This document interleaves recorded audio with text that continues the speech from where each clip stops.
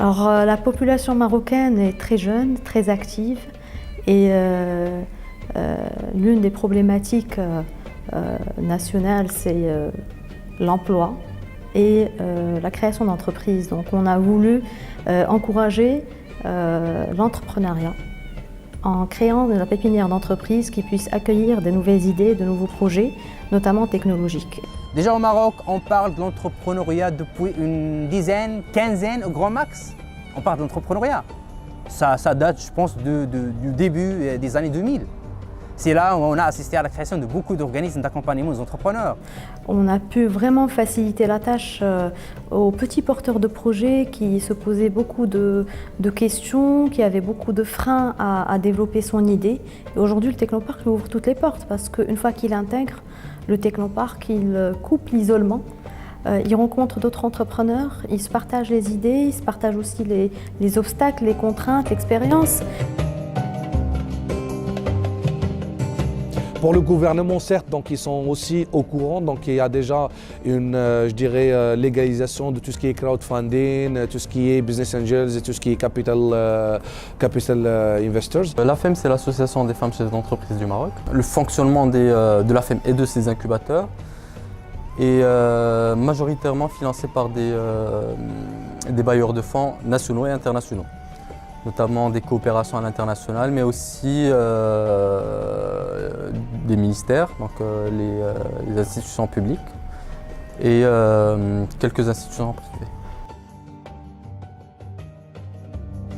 Alors, la success story qui me marque le plus est M2T, Maroc Traitement de Transactions, qui a démarré au Technopark en 2001 et qui a évolué d'une manière exponentielle et qui offre aujourd'hui des services de paiement multicanal. Donc soit un paiement par carte, soit la mise à disposition de services via des centres de relais. Aujourd'hui, il y en a des milliers et c'est une réelle success story. Aujourd'hui, il emploie plus de 400-500 personnes et a pu même ouvrir son capital à une des principales banques marocaines. Ma plus grande fierté dans mon travail communautaire, c'est ma nomination en tant que champion Java fin 2016. Parce que les champions Java, pour vous donner une idée, il y a 150 dans le monde entier et c'est un processus de sélection entre les champions Java par les pairs et il y a l'unanimité. Donc c'est un truc très poussé et moi ça me fait énormément plaisir tout en ayant un très passionné du langage Java qui était derrière tout ce que je fais, mon entrepreneuriat, la conférence, tout ce que je fais. Et donc c'était vraiment une grosse fierté pour moi et pour le Maroc parce que je suis le premier au Maroc et deuxième en Afrique. Au Maroc, je pense que c'est difficile d'utiliser le terme d'écosystème. Bon, c'est vrai que nous avons une quinzaine, voire une vingtaine d'organismes qui font l'accompagnement d'une manière ou d'une autre des entrepreneurs, mais le terme écosystème, je pense que ça ne colle pas au contexte marocain. Déjà, quand on parle écosystème, ça veut dire qu'il y a des interactions entre les différents intervenants en entrepreneuriat, ce qui n'est pas le cas tout à fait au Maroc. Bon, c'est vrai que il y a une association qui a essayé un peu de pousser les organismes à travailler ensemble, mais en fait, ce défi n'est pas encore relevé.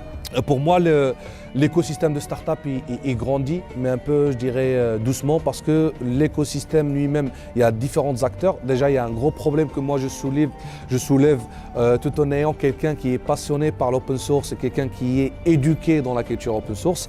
Pour moi, dans un écosystème, dans un travail communautaire, il n'y a que des synergies de collaboration. Et ça, j'arrête pas de le dire.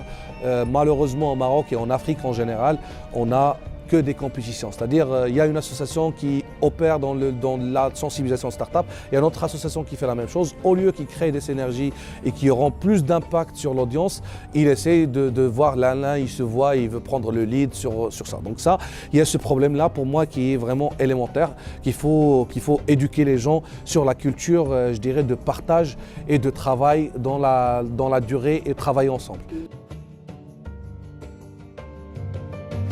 Même la scène internationale commence à s'intéresser à l'écosystème entrepreneurial marocain. C'est-à-dire aujourd'hui, on a des investisseurs du Moyen-Orient qui commencent à s'intéresser à des startups marocaines. On a des investisseurs même américains qui commencent à s'intéresser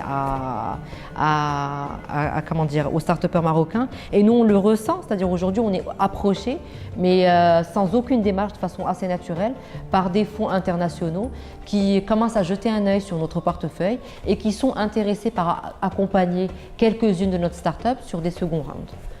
Alors ces dernières années, on a reçu plusieurs délégations de pays africains, justement parce que ils veulent dupliquer l'expérience Technopark dans leur pays.